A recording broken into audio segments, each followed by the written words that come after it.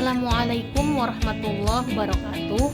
Saya Evita Mala, mahasiswa PJJ PAI UNSI Bersyekh Nurjati Cirebon, kelas A32 dengan nomor induk mahasiswa 2281131599. Nah, untuk kali ini saya akan mereview materi mata kuliah PAI luar sekolah dengan judul materinya itu Belajar Orang Dewasa dan Pendidikan Luar Sekolah.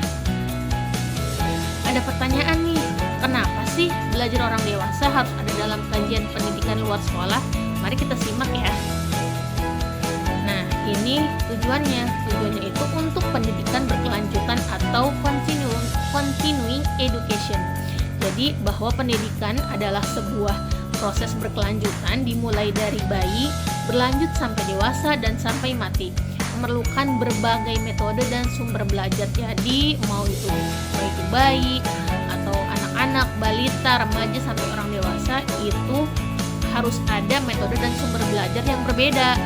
Seperti dalam hadis yang dikatakan bahwa menuntut ilmu itu dari buayan sampai ke liang lahat. Jadi selama manusia itu hidup tetap wajib untuk menuntut ilmu. Seperti itu ya jelasnya. Lifelong education dan continuing education merupakan landasan bahwa pendidikan dilakukan oleh manusia sepanjang hayat dan berkelanjutan. Artinya, pendidikan yang di dalamnya terdapat proses belajar tidak berhenti di satu usia, melainkan dilakukan mulai dari kandungan sampai akhir hayat secara terus-menerus. Maka tugas mendidik adalah menjadikan setiap individu menjadi seorang pembelajar sepanjang hayat atau lifelong learner. Nah, jadi untuk sebagai pendidik itu kita jangan sampai membuat siswa kita atau murid kita seperti kayak udah gede ini, udah dewasa ini ngapain sih harus belajar, harus sekolah dan lain sebagainya. Nah, jadi kita harus menerapkan atau menanamkan ke setiap siswa kita bahwa menuntut ilmu itu wajib bagi setiap umat muslim dari bayi sampai dia dewasa. Bukan sampai dewasa, sampai liang lahat, berarti otomatis selama dia hidup harus wajib menuntut ilmu. Seperti itu. Nah, belajar orang dewasa dapat diklasifikasikan menjadi 5 jenis. Yang pertama, belajar yang berkelanjutan. Yang kedua, belajar sebagai pembaharuan. Dan yang ketiga, belajar untuk pengkaderan. Dan yang keempat, belajar populer. Terakhir, belajar kehidupan keluarga. Menurut psikologi belajar, orientasi belajar orang dewasa itu ada 3. Yang pertama, religion, yaitu materinya harus diberikan kepada pendidik atau materinya itu harus mampu memberi ketenangan jiwa dan mampu meningkatkan iman dan takwa kepada Tuhan Yang Maha Esa. Dan yang kedua, application, yakni materi senantiasa dapat diterapkan langsung dalam kehidupan sehari-hari atau pengaplikasian praktek ya. Jadi materi itu harus bisa diaplikasikan kehidupan sehari-hari. Dan yang ketiga, integration, yakni materi bisa diterapkan dan sekaligus digabungkan dalam pekerjaan yang telah ditekuni. Nah, sekarang cara belajar orang dewasa itu ada 4. Ada praktis, ekonomis, metodis, realistis. Yang pertama, praktis cepat. Karena kan orang dewasa itu kebanyakan yang sudah menikah dan sudah mempunyai anak.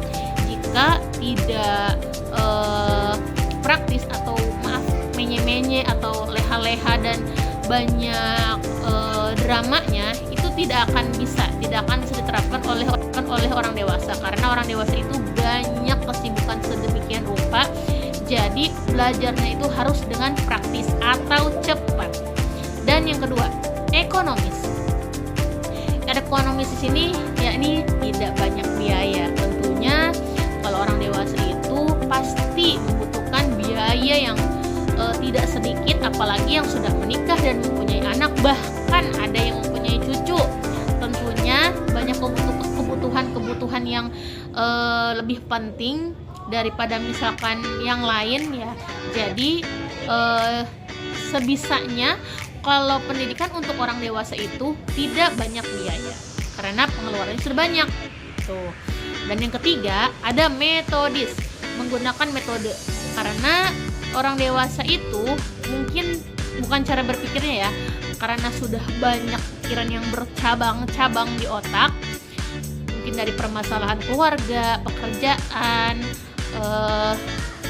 internet dan lain sebagainya lah gitu ya. Jadi harus menggunakan metode yang tepat untuk orang dewasa ini.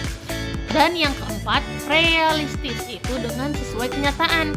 Kalau misalkan hanya dianggap hayalan atau mungkin sebatas berandai-andai, itu tidak akan terpakai untuk orang dewasa. Jadi materi dan pembelajarannya itu harus memang sesuai dengan kenyataan mereka di kehidupan sehari-hari seperti itu. Nah, mungkin itu saja yang bisa saya sampaikan. Kurang lebihnya mohon maaf. Wabillahi taufiq wal hidayah. Wassalamualaikum warahmatullahi wabarakatuh.